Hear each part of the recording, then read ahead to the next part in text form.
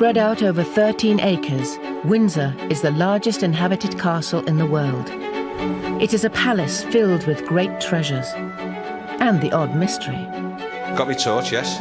Found it in the back of the locker in my office. I'm sure if she sees this now, she'll probably want it back. Windsor's cathedral-sized chapel is at the forefront of royal family life and is home to clergy with pressing modern demands. I don't like the image of St George's at all. Just as remarkable as the castle is the Great Park itself. Miles of idyllic public countryside wedged between the River Thames, London's suburbs, 3 motorways, and the world's busiest airport. The famous story, of course, is that American tourists was heard to say, well, why did they build the castle so close to London Airport? Both house and garden have to pay their way in an unforgiving world. The castle depends on visitors to maintain its art. The chapel must fund itself as well. The cost estimate is £404,000. The estate also has to make ends meet. Any good, are they? Beautiful, absolutely excellent. Organic. It's a vast stage, too, for favourite family events. And a playground for everyone. Look at this. This is England. This is fantastic. You couldn't buy this in a million years. The person in charge of this, by tradition, is the ranger of the Great Park. The present one has held this position for more than 50 years, longer than anyone in history.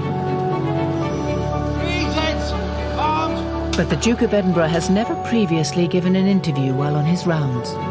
He's taking yet another picture of me getting out of the car. And absolutely persistently every time. Like every ranger, he knows it's his duty to hand it on in good shape to the next generation. Windsor stretches far beyond the castle walls.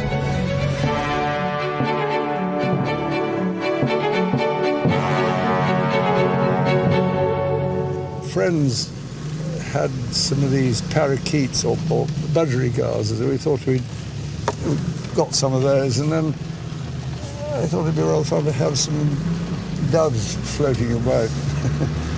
So, the trouble is they get nicked by sparrowhawks and things, but on the whole their breeding seems to keep up. Within weeks of becoming monarch in 1952, the Queen appointed the Duke of Edinburgh to the position of Ranger of the Great Park. He must make sure that this ancient estate is run efficiently. The greenhouse production has recently been reduced. The difficulty is that we're either here by ourselves or we've got 100 people living in the place. You know, if you've got a greenhouse, you need to have a sort of constant production. It's much more expensive growing our own stuff and getting it from Tesco or whatever it is. He has not surrendered to the big guns of retail, though. He's recently opened Windsor's very own farm shop. So you're going to the farm shop there. You want to do that? Yeah, I think that would be good. We'll try and get there, but I don't know whether we can. This is quite funny. This is this pub here is now called the British Raj, I think, isn't it? But it's still got Lord Nelson. No, it's the British Raj. It used to be called the Lord Nelson. And it's now called the British Raj. Lovely idea. One of the advantages of the shop is that it's got this entrance and exit here. You can see there's quite a lot of people using it. The Windsor Farm Shop sells stock from all the royal estates. Great Park venison, Sandringham potatoes, Duchy of Cornwall biscuits. Is he going to stop? Oh, all right. But most of this stuff comes either from the Crown Estate or from local producers. Morning. Any good, are they? Beautiful, absolutely excellent. Organic, surely, is Yes, it? yes they are. Would be. Very tasty.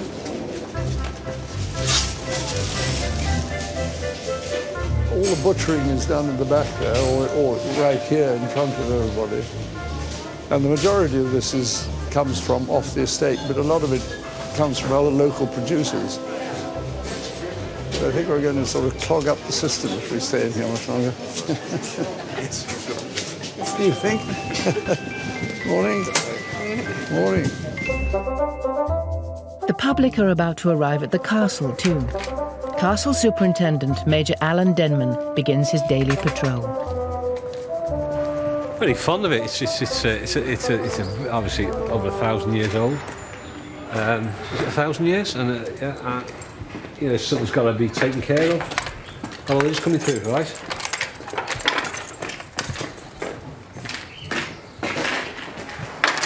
Even though I've been here a year, there's still parts of the castle I've not been into. And Jimmy the foreman often takes me round and often gets me lost. And I've found lift shafts I've never seen before, towers I've never seen before. So you know, you learn something about it every day. Tourism is crucial to Windsor. 1 million visitors bring in £8.5 million each year. The money supports the Royal Collection's national treasures, and the rest helps repay the castle's £4 million maintenance bill. Very good morning. Welcome to Windsor Castle. My name's Peter. My name is Penny. Welcome to Windsor Castle. Welcome to Windsor Castle. Enjoy it. It's an alluring mix, a royal home and 1,000 years of history. William the Conqueror built Windsor Castle, defeated the English in 1066 in the Battle of Hastings. Now, the Queen spends lots and lots of time here at Windsor. She's looking very royal, isn't she, in this picture? Yes, did you Have you ever met the Queen? Yes, I have met the Queen, actually. A lot of people want to know, have I met the Queen? Several children have asked if I am the Queen. At the lower end of the castle sits St George's Chapel, a Gothic masterpiece, where the royal family have worshipped since medieval times. Monarchs are buried here. The Prince of Wales had his marriage blessed here, but it's also a local church which holds at least 3 public services a day.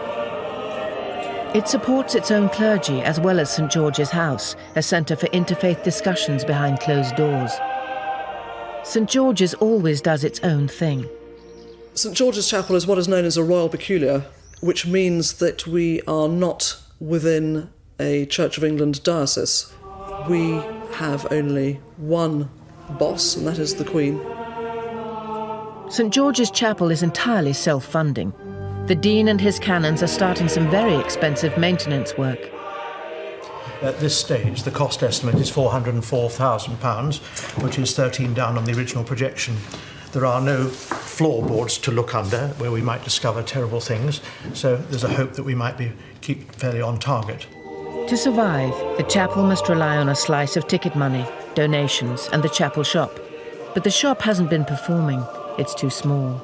It's in the wrong place, and it has the wrong products. So Canon John White and Chapter Clerk Charlotte Manley have been appointed to supervise the launch of a new shop. They start by hiring a shop manager with some modern ideas. For a long time there's been a wish that we do something to redevelop the shop and really move that on into the 21st century. And this is just a beautiful location as people exit the chapel, where we can have new fixturing, state-of-the-art merchandise and till systems, but also a much more accessible area for our visitors. Even in a medieval cloister, the latest marketing techniques are required.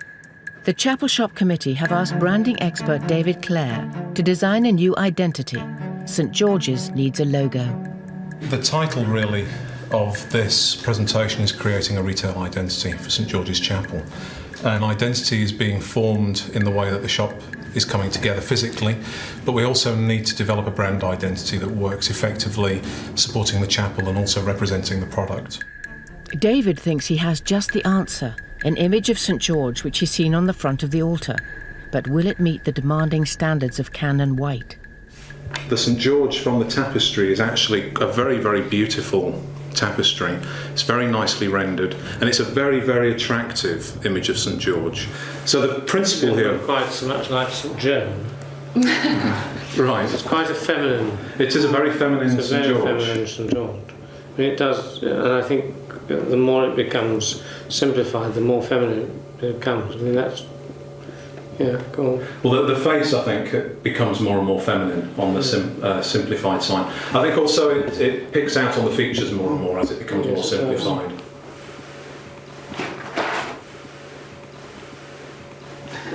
Can I start with a few straight questions? Yes, do. What are the pros and cons of the St Joan, St George issue?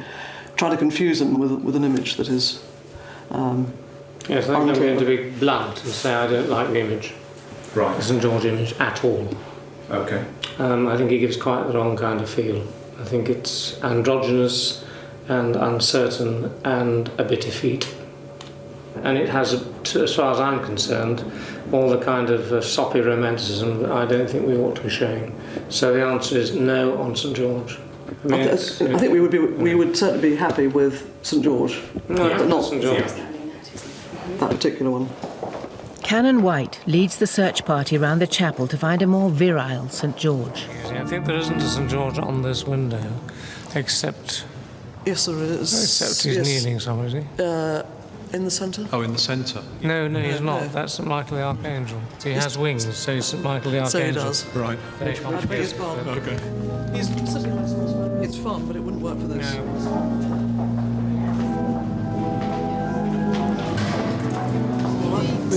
But I mean, you could actually see... No, I think it's the second complete row, yes. Right idea, wrong colour. They widen the search around the castle.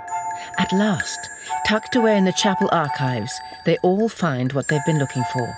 A tougher, stronger, more masculine St George. Yeah, no, that was very good. I just think it's got... Yeah. The Duke is always full of ideas for the park, even if some schemes have proved a little too ambitious. That great tank there is the remains of an attempt to have a biogas plant.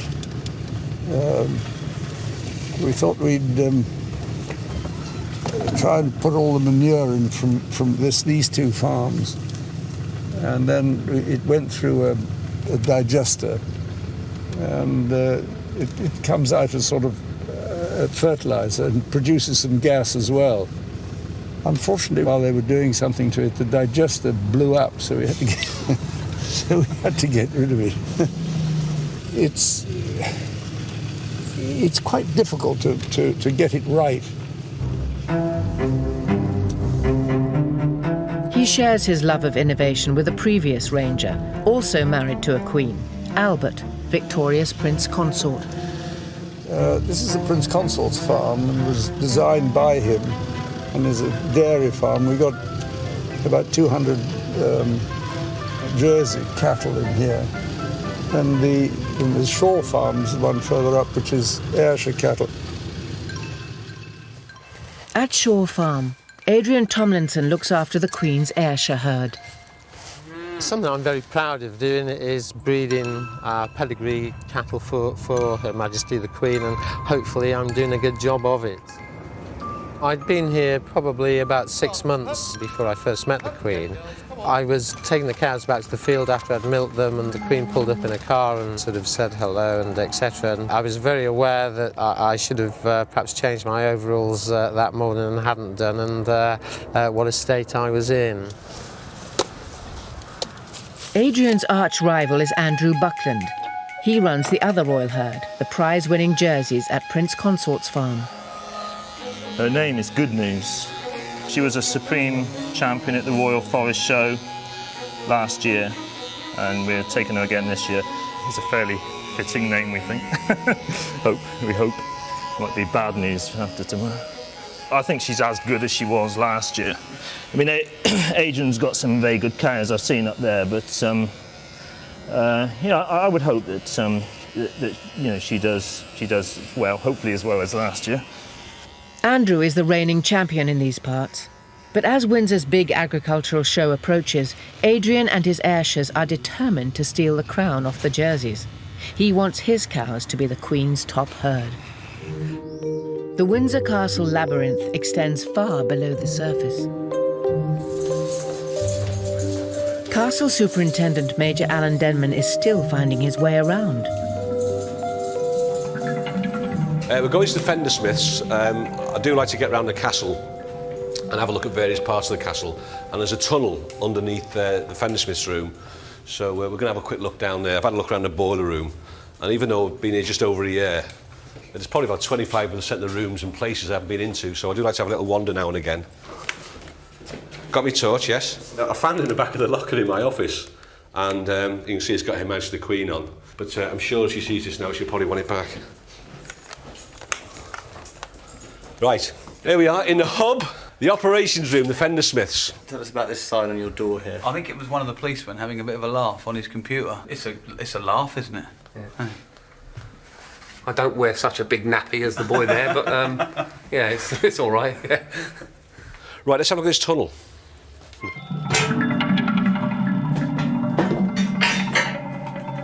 All right, Neil? We're not quite sure what this tunnel was used for, but we believe it might have been used for an air raid shelter in the Second World War. But you can imagine what it would have been like digging it out. Yeah. Can't you? Yeah. There are many tunnels here. No one is entirely sure when or why this one was originally built, but it's probably medieval. Back then, the castle's occupants always needed a way out during a siege. Yeah, quite nice.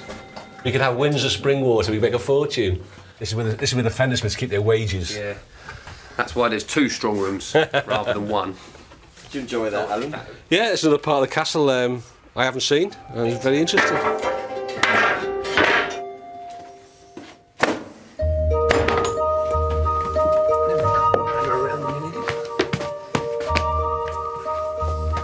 There we are. And you wouldn't know anybody's been down there apart from the 4,000 footprints that are on our carpet now. For now, it's business as usual for Gary and Neil, the castle fender smiths. The fender is a piece basically in front of the fireplace, and it protects any sort of rugs, carpets from coal or spitting embers that sometimes fly out of the fire. There are probably 300 or 400 fireplaces in Windsor Castle, but on a regular basis we're only looking for the ones that the royal family themselves use. This weighs probably about 8 stone in old money. There aren't too many of us left doing exactly this, so it's a job that we're quite proud of down here. My cousin used to be a cabinet maker. His son was in one of the pantries for a while. My dad did my job before me. His mum was in the turkey farm down on the park, so yeah, we're sort of 3rd generation here. So it's a long old tradition for me. Once the royal family are in residence, it's always time for the fender smiths to smarten up. 9 times out of 10 we try to get in and out without seeing anybody, but there are times when you do bump into guests and members of the royal family, so hence the livery goes on. Gary was in charge of lighting fires at the time of the 1992 fire, but he has a clear conscience. We know the big one wasn't anything to do with us. Our fires are fairly regulated. That was one of the days when we would have lit a fire for Her Majesty. So, needless to say, I said to her page at the time, I don't think we'll be lighting a fire today, as unfortunately the castle was burning.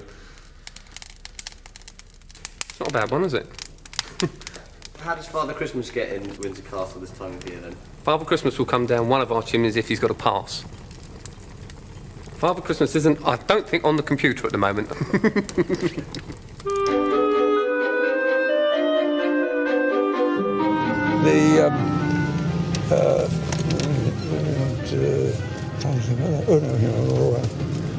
The Ranger arrives at an old airfield in a far corner of Windsor Great Park. This was a base during the Second World War, and later on, the Duke had flying lessons here. After the planes left, he came up with another of his plans. Thought it might be an idea to start a polo club here somewhere, and we hit on this place.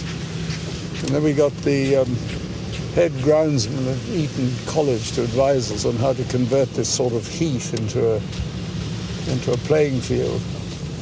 It's certainly quite popular. But now the standards are so phenomenal, they're even suggesting that this isn't flat enough. I'm not quite sure what they mean by it. In his day, the Duke was a leading polo player, and Smith's Lawn is now one of the most famous polo arenas in the world. And when there's a polo tournament going on here, and there's the Windsor Park Equestrian Club going on here on one weekend, there's probably 1,000 horses on Smith's Lawn. Ladies and gentlemen, good morning. Today, the Ranger's grandson is keeping up the family tradition. Welcome to the marvellous polo match we have here for you this morning. They're already pouring onto Smith's Lawn for the greatest event in the British polo calendar, Cartier International Day. And Prince Harry is the star attraction in the opening game. Ladies and gentlemen, we're just a few minutes away from our first match once again, supported by France. In the absence of his father, he's leading the Prince of Wales's team against the Hurlingham club. With the Prince of Wales team on the near side playing in red.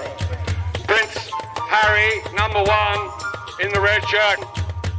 Players line up, in goes the ball, straight away. As Prince Harry gets into the thick of it, the crowd of more than 20,000 are almost as excited as the commentator. Prince Harry's side have broken through. Prince Harry's side is there. They're going out in front. Warwick comes back. Prince of Wales is going to be the next. Prince of Wales comes through with the ball. He's got a chance to put it through the goal. He's gone! No! No! It's gone wide! It's gone wide! Ooh la la! In St George's Chapel, everything is being done to get the new cloister shop ready for the grand opening. The suitably masculine St George has finally been turned into a logo. Chapter clerk Charlotte Manley views the result.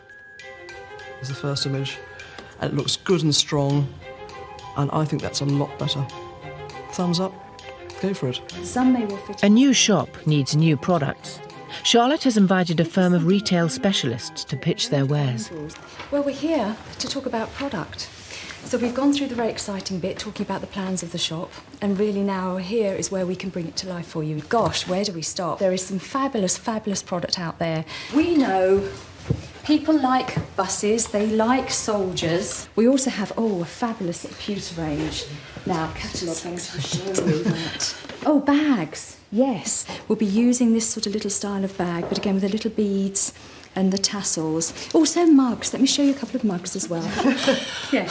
Oh, ties as well. Really nice ties. We did talk about having some unusual product, and I get excited about unusual product. Well, we've got to have St George here. Oh, yes, There's no doubt about that exactly. at all. Stand and saw that and thought, Charlotte has been doing her homework. in the right direction. I agree that those are lovely, but I've also the globes and things I seem to have seen in quite a lot of other places. Or is that just sheer chance? I've Maybe. seen Where one, have you seen one them? shop in Dartmouth and Devon, one in Stockbridge in Hampshire.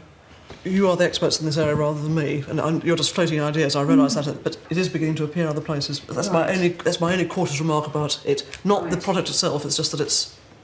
Okay, well, we'll bear that in mind. And I think, I'm not quite sure what to say to that, actually. Time to switch tack. Oh, the chocolate. Very exciting. This chocolate is really going to be super. That's one we were testing earlier. We might just have to break some open again, I think. It's opening day. Cannon White is presented with the first carrier bag bearing the new logo. I think that's much better than what we saw before. I'm very happy I think with so, that. and I think, I think it works well. as an illustration, it's worked quite well, really, developing it up from the statue that's great. in the centre of the cloister. I don't think we'll have any trouble with animal rights people about killing dragons here. Hopefully not. Okay. Yeah, and there aren't very many dragons left to complain, are there, really? Aren't a lot. No, that's right. That's good. The local media have arrived, along with many friends of St George's. The Dean of Windsor gets business underway. It's my great pleasure to welcome you all to this little reception. I declare that the shop is well and truly open.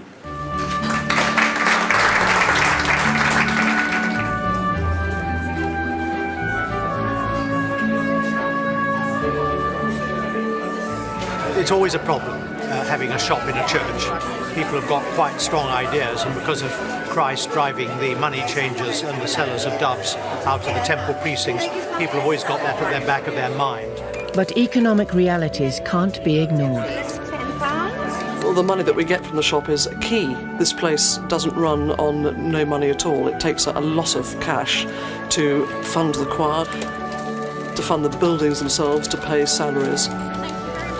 And the funds that we get from the shop are very, very important to that whole game plan. Delighted. Really first class, absolute top standard shop. I think if Lord Sainsbury says that we've got a decent shop, it must be a decent shop. And your receipt. In the first month alone, takings at the new shop were up by nearly 70% on the old. Another victory for St George.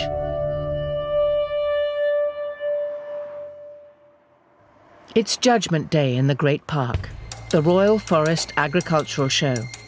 Rival royal dairy farmers, Adrian Tomlinson, and Andrew Buckland are about to go head-to-head with their cows. May I warn all the competitors in the cattle classes, please? Judging will commence in about 15 minutes' time. Adrian prepares his Ayrshires for what will be a tense beauty parade. The judge is a hugely respected man, a man that I've got a lot of time for, like a well-known figure nationally. But he's a Jersey man, you know, he's had a Jersey herd all his life, he likes the jerseys, but he's you know, first-class chap and a first-class judge, so hopefully the best cow will be coming first, you know. There's not a lot that dairy legend Donald Dawes doesn't know about cows. Will he select one of the queens? And if so, which one? He's not a man to be rushed. Mr. Dawes is judging the representatives of the Royal Farms in hosting this show once again at Windsor Great Park, a marvellous setting for a show. All the preparations have come down to this one moment. Andrew and Adrian can only stand and hope that their cow will be the dairy queen. Dairy champion, right? Well done, Adrian. Yep. Thank you. With the dairy champion trophy to stick in his cabinet, Adrian is off to celebrate. At the heart of Windsor Great Park is the York Club. It's the social hub of the estate community. Tonight, there's an added attraction, a charity ferret race. Okay, any last bet? So are you ready? Go! Lane 2's in the lead, 4-1-1. I'm lane number 1 here. He's actually doing very well. Lane 3's going backwards, but lane 4's still heading for home. I've been around here for 15 years, but I'm the new boy compared with a lot of them up here, you know, because they've been around for 2 or 3 generations. Lane 2. Lane 2 was the winner. Adrian can't win them all. Ferrets, ponies, cows, deer. Today, it's the turn of the swans on the Thames. All the young ones must be counted in an ancient ceremony known as swan-upping. It's a great old English tradition and the sort of thing we should really try to maintain. There's always something going on in this kingdom within a kingdom. A charity match for the Lord's Taverners and their royal 12th man. To play the great English game in this setting is just brilliant. Zara Phillips represents Britain at the Windsor Horse Trials, in front of the family. They're ever so bendy. Right, look, like that, like that. School's open day at the Crown Estate headquarters. Like the castle, the grounds have a pageantry of their own.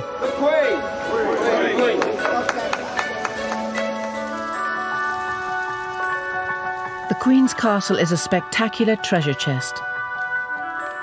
Much of the royal collection is on display here.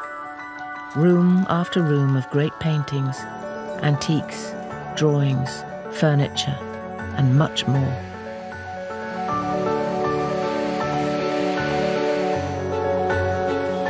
Is that made of gold? Made of gold? It's silver gilt, so it's silver covered in gold. Silver covered in gold? How much would all that cost? Over $1 billion? I think it's priceless. No one can put a value on it all. There would be much, much more if Oliver Cromwell and his Republicans had not sold off most of the earlier royal treasures after the English Civil War. Even so, this is still one of the greatest collections in the world. It doesn't just need cleaning, it needs constant expert attention to preserve it for the future. And it must also be shared with other exhibitions, so something is always on the move. The collection is regarded as a national asset. The paintings which have been handed down from generation to generation are, in effect, in a sort of position of trust, and the sovereign is the person who ultimately has responsibility for their well-being, in a sense, although we obviously would do all the work, so that they're preserved for, in effect, the nation. Every painting in the royal collection comes back to Windsor when it requires work. We've got a rather large Rubens, a very, very important painting from Buckingham Palace. It's horribly covered with old varnish, old repaint. It's brown. It does need a lot of work. We would never put that painting on public show in the condition it is now. People probably don't realise how much work is behind the scenes. I mean, the ideal is that you shouldn't realise. You shouldn't look at the paintings and think, gosh, they all look as if they've been cleaned recently. They should just look good. Windsor is a merry-go-round of great art. The painting, which has just left the state apartments, is a Windsor favourite, The Chinese Convert by Kneller. Rupert must give it a full inspection before releasing it on loan to the Victoria and Albert Museum in London. The Royal Collection does get a lot of requests for paintings to be loaned to exhibitions, and if we can, we do oblige them with that, because it seems important that they are seen by the public, if not in the castle, or in an exhibition elsewhere. As one masterpiece departs, another returns. Rupert and his team are reuniting Queen Anne with her husband, King James I of England. She was the daughter of the King of Denmark. Her brother became the King of Denmark, and she married the King of England and Scotland, and then her sons were future kings. So she was a very proud, proud of her lineage. All right, Rich. 1, 2, 3. And so the merry-go-round of great works continues. Can you swing around? It seemed a shame not to have his queen next to him. He's been here for a long time, hasn't he? The James I. And even though it's not an exact pair, even though they weren't meant to be necessarily seen together, they're both the same artist. They're the king and queen. The dating's appropriate. You've got the next generation here with Charles, and so it's a very appropriate picture. Ready?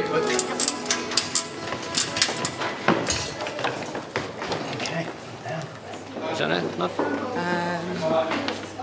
Yeah, that's good. Yeah, stand it. The castle is not the only place to see the royal collection at Windsor. In the home park, the castle's back garden, sits an elegant 17th century mansion, once home to Queen Victoria's mother. On display are tables and chairs which have been around the world many times. It's a kind of memorial to Britannia. When the royal yacht was decommissioned in 1997, Prince Philip wondered what to do with all the furniture. Well, we just had it, and I just thought it'd be a good idea if we kept it together. And the ballroom here didn't have any furniture, and I thought that if we took the dining room furniture from the yacht, it fitted almost exactly into there. And so we got the table, the main table, and the sideboards and chairs and things of that sort. And then we thought, well, we might as well put up all the china and silver in there too. The royal family often retreat to Frogmore for privacy. And yes, it's used quite a lot because when the Queen comes down here, takes the dogs out here, and that's why, because it's enclosed anyway, so that to keep hopefully to keep the rabbits out, but it's not very successful. It's easy enough to drive a team of horses or ponies around. It's not so easy to drive a car around. There's some odd... Dog grade, that's... Dog grade? Just that. Yes, looks like it, yeah. They're dotted about all over the place. That's Queen Victoria's mausoleum. This is the sort of family burial plot. Maybe we can stop here, sir, with what end in view? To talk about mausoleum and... The mausoleum's a mausoleum. There's not much you can say about it. It's much easier to take a picture of it.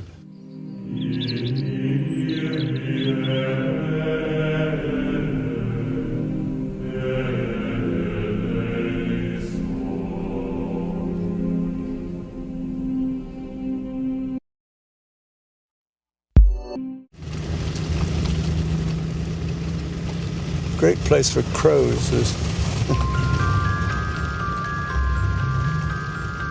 Of all the Duke's projects as Ranger, he's particularly proud of creating a new deer park at Windsor. This was originally to keep the deer from the Great Park from getting into from, coming down this way. Now you have to keep the deer in. Bloody silly.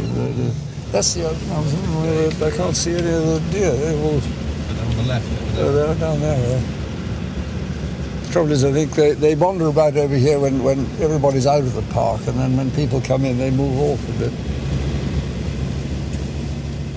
This used to be arable all through here. During the war, it was all ploughed up.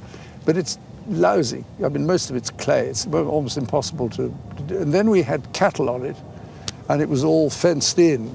It wasn't profitable. And so we decided to put it back to a deer park. We brought them down from Balmoral, but they've always been deer here, so at least we brought back their descendants. So that all this is now open park, which I think is a very much better arrangement than it was before. I mean, looking at this, surely it was the right thing to bring back the deer park, because I mean, it is the most... Well, I'm glad you agree. He's got to take me getting into the car yet again.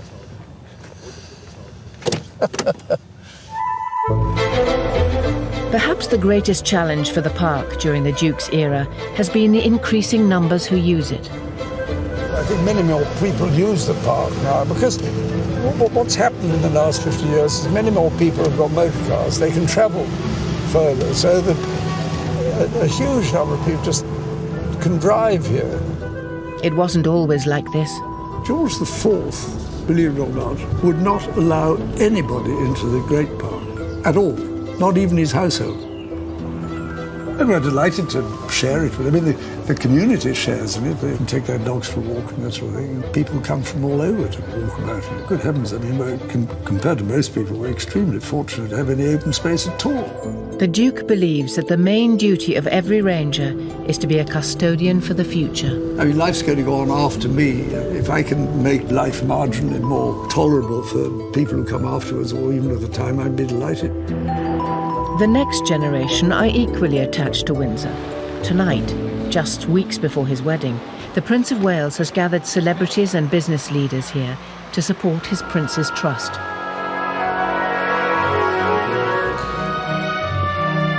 It's hard to refuse an invitation to dinner here. This is the first time that I've ever been to Windsor Castle. I'm trying to be polite and talk to people, but at the same time I'm looking all around me and trying to take it all in. It's breathtaking, awe-inspiring, slightly over the top looking at the gold here. These guests, though, have not just come to admire the decor. They're ambassadors for a trust which has been helping disadvantaged young people for 30 years. Kenny Ross was jobless and homeless until the trust helped him build a new life. He's also a keen guitarist, and tonight he's not only having dinner at the castle, but he's made a new friend, Eric Clapton. Things like this don't happen every day, does it? No. Bizarre, I'd say bizarre. It's unreal. Kenny is not the only one who's a little dumbstruck by the occasion. It's overwhelming, isn't it? It's a bit overwhelming. I'd like to be here on my own, to be honest, so I could just walk around and have a look. Nicky Chapman has just seen the seating plan. Well, I'm actually sitting at his table. Yes, I think I'm actually sitting rather close to him, so I'm going to have to be on my best behaviour. But before anyone can tuck into their lemon-cured salmon, the host reminds them why they're here. Well, ladies and gentlemen, I couldn't be more delighted than to welcome you all here this evening to Windsor Castle. Now, all I ever wanted to do when I started the Trust 3 decades ago was above all to make an investment in the future, pure and simple. This cause has been close to the Prince's heart for many years. The future Duchess of Cornwall will be attending many evenings like this in the years ahead. And believe me, there are literally thousands of young people out there who do need it. All I can say is you are quite literally saving lives. So thank you all very much indeed. The guests don't leave without offering the Prince and his bride-to-be their best wishes. I mean, I think it's a great thing. I think it's a great thing. And he seems very happy. Wonderful. I think it's marvellous news. A proclamation of love. Can't go wrong. The day has come. That love is about to be recognised formally and in front of millions around the world. Even for Windsor, scene of so many great state occasions, this will be an historic landmark. It's 142 years since a Prince of Wales was last married here. Una Windsor grigia, fredda I need your flags and whistles. Castle flagman Tony Martin has a somewhat larger model. It's so big that he's drafted in the Buckingham Palace flagman to help him raise it. Here we go. How big is this one?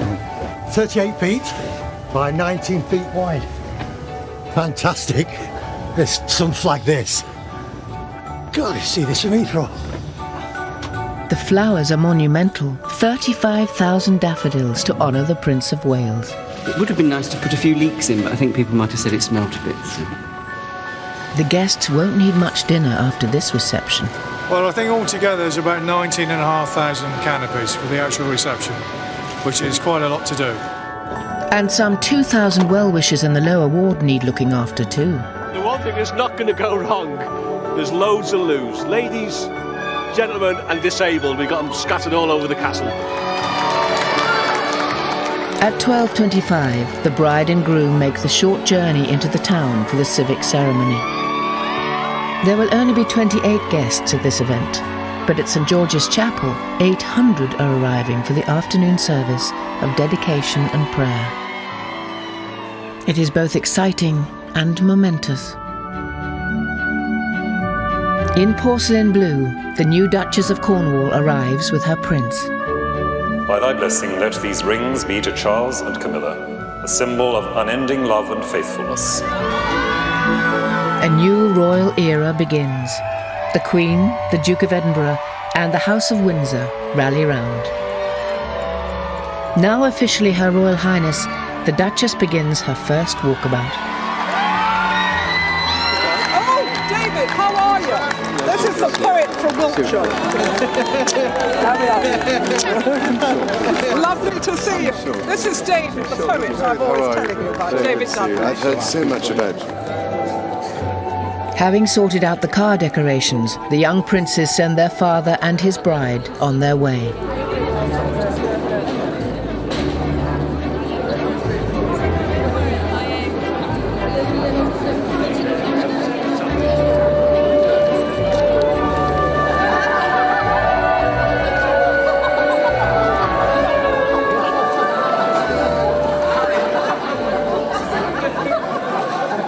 Absolutely fantastic, nailed it. End of a good week. The honeymoon will be in Scotland.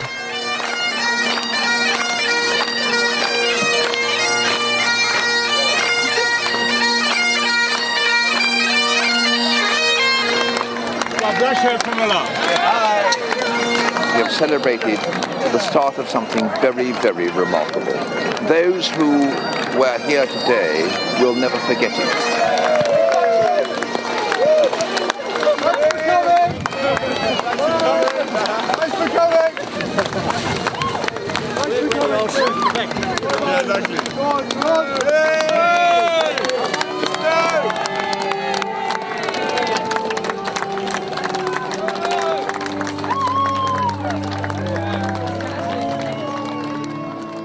Windsor Castle has stood here through more than 40 reigns, and it is still very much at the heart of royal life.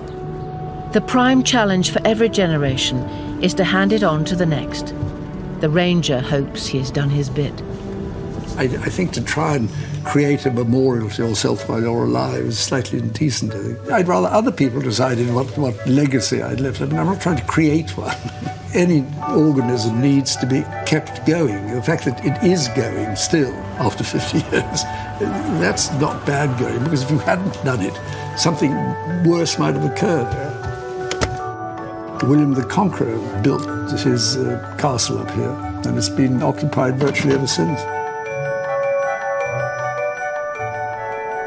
No one will ever build another Windsor. For all its history, its real strength will always lie in its people. You know, some of my staff have been here sort of 30 odd years, and you know, a year is nothing. The rest of the world come in on those tin cans to see what we've got here, you know, tradition and history. Very well. We have a very good, what word shall I have, boss? So I sit here and he sits there, is that right? Yes, ma'am. Take it in quick and get back here. It's the nervy time now. Marvellous. One of the lovely things about Windsor Castle is it's alive and it's working. I can't imagine Windsor Castle any other way.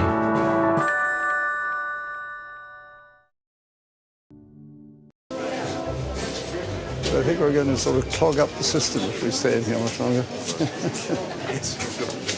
You think? Morning. Morning. The public are about to arrive at the castle too. Castle Superintendent Major Alan Denman begins his daily patrol. Very fond of it. It's obviously over 1,000 years old. Is it 1,000 years? And you know, something's got to be taken care of. Oh, it's coming through, right?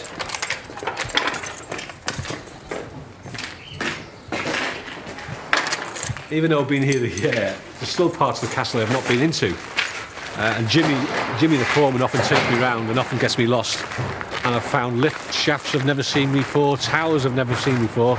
So you know, you learn something about it every day.